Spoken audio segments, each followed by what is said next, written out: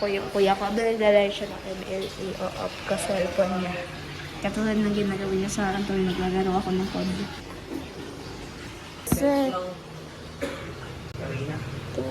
So, magpa-plano muna tayo.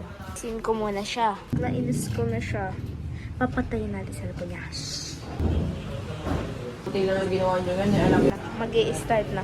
Pag-start na, doon natin papatayin. At yun na nga, hinihintay ko lang mag-start yung ML game nila.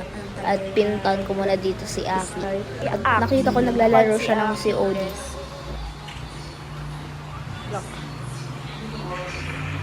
Aki, ang kasama ko laging nagpa-prank. Lagi ko siyang kasama. Ayan, nagkakod siya. Putang.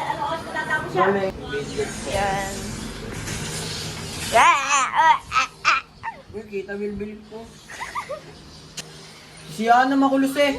May tinakpan mata ko ng mga mana ako. Tanga mo si Ana! Lang guys, bye!